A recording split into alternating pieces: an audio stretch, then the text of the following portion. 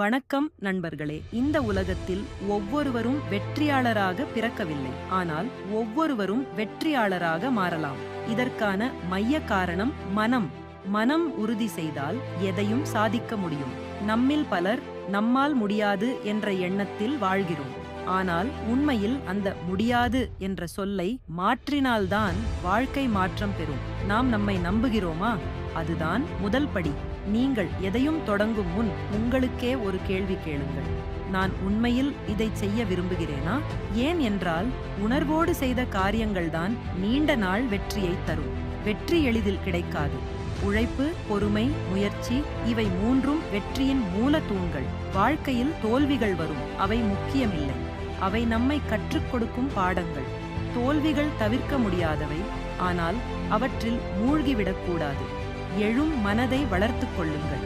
எத்தனை முறை வீழ்ந்தாலும் மீண்டும் எழுகிறவர்கள்தான் வெற்றி பெறுகிறார்கள். நாம் பார்க்கும் பெரியவர்களும் லீடர்களும் அனைவரும் ஆரம்பத்தில் சாதாரணமானவர்களே. அவர்களை வெற்றியாளர்களாக மாற்றியது தங்கள் கனவுகளை விட்டுக் கொடுக்காமல் தொடர்ந்து முயற்சி செய்ததால்தான். நீங்கள் இன்று ஒரு பெரிய கனவு காண்கிறீர்கள் என்றால் அது நம்பிக்கைக்குரியது. அந்த கனவை நிஜமாக்க சோம்பல் வேண்டாம். ஒவ்வொரு நாளும் சிறு சிறு படிகள் எடுத்து அந்த கனவை நெருங்குங்கள். நான் மாற்றமா வரமாட்டேன், மாற்றத்தை உருவாக்குவேன் என்ற எண்ணத்தை வளர்த்துக் கொள்ளுங்கள். நம்மை நம்மால் மாற்றிக்கொள்ள இயலும். நாளை ஆரம்பிக்க வேண்டியதில்லை, இன்று தொடங்குங்கள். இந்த நிமிஷம், இந்த கணமே உங்கள் வாழ்க்கையின் திருப்பு முனையாக இருக்கலாம்.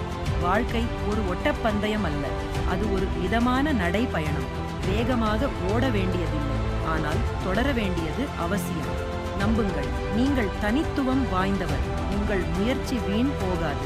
உழைத்தால் பயன் வரும். இடைமறைவுகள் நேரும், ஆனால் மனம் தளரக்கூடாது. கடவுள் நமக்கு ஒரு திறனை கொடுத்திருக்கிறார். அதுவே நம் கனவுகளை சாத்தியமாக்கும் திசை. அதை இழக்காதீர்கள், அதை பயன்படுத்துங்கள். உங்களால் முடியும். நன்றி.